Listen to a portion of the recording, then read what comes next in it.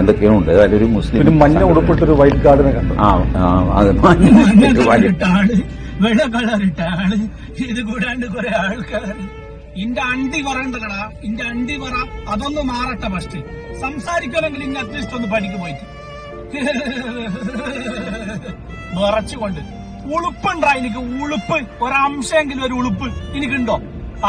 ഇത്രയും നേരമായിട്ട് ചുളിയാത്ത കുപ്പായി വിട്ടിട്ട് ചാനൽ ചർച്ചയിൽ അന്തിക്കള്ളും മോന്തിട്ട് പോയി ഇരുന്നിട്ടുണ്ടല്ലോ.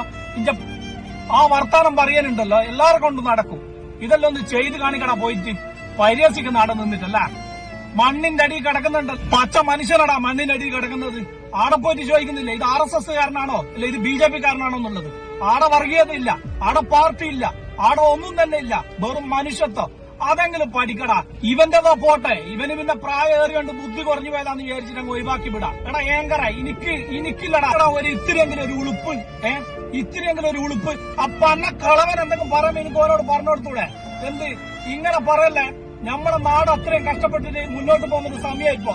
നമ്മുടെ പെങ്ങന്മാര്, നമ്മുടെ അനിയന്മാര്, നമ്മുടെ ആങ്ങളമാര്, നമ്മുടെ ഏട്ടന്മാർ, നമ്മുടെ അച്ഛനാ, നമ്മുടെ അമ്മയാ മണ്ണിന്റെ അടി കിടക്കുന്നത്. ഇതൊന്ന് ഒതുങ്ങട്ടെ, എന്നിട്ട് മതി ഇങ്ങനെ വർഗീയപരമായിട്ടുള്ള വാക്കുകൾ.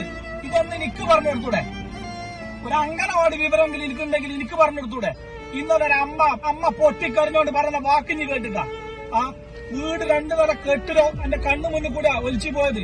എന്റെ ചെറിയ കുട്ടീന്റെ ഒരു ചെറു വിരല് കിട്ടിയിട്ട് ആ വിരല് പിടിച്ചിട്ടാണ് ആ കുട്ടീനെ രക്ഷപ്പെടുത്തി കുറച്ച് നീന്തിയിട്ട് കരക്കടങ്ങിയത് ഒരു ആനയുടെ ചോട്ടിലുള്ളത്.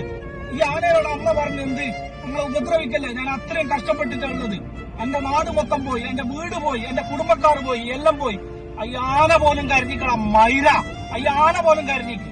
അയ്യൊരു ആനേന്റെ തലച്ചോറെങ്കിലും എനിക്ക് ഉണ്ടെങ്കിൽ ഈ വാക്കിന് ഇവിടെ പറയോ? SDPക്കാര്, SKSSF ഏതെല്ലാം വാക്കുകൾ തന്നെയാണ് ഉച്ചരിച്ചത്? പച്ച വർഗീയവാദി, പുച്ഛിച്ച് തള്ളുന്ന, പുച്ഛിച്ചിട്ട് കിടന്നത് വയനാട്ടിലാണെങ്കിലും ക്ഷേത്രമറ്റ ശരീരം കിടക്കുന്നത് മലപ്പുറത്താ. അത്രത്തോളം ഇത്രയും വലിയ അപകടം നടന്നിട്ട് എനിക്കെല്ലാം കുത്തിത്തിരിപ്പും പാരയുണ്ടാക്കണല്ലോ. ഇപ്പൊ നാലാടെ വായിന്നിങ്ങനെ കേൾക്കുന്നതിനെക്കാട്ട നല്ലതുണ്ടല്ലോ ഉളുപ്പും മാനമില്ലാത്ത മോഹൻദാസ. അങ്ങനെയല്ല വിളിക്കുന്നില്ല, ഉളുപ്പും മാനമില്ലാത്ത മോഹൻദാസ. പോയി തൂങ്ങ്, അതിനൊരു അന്തസ്സുണ്ട്.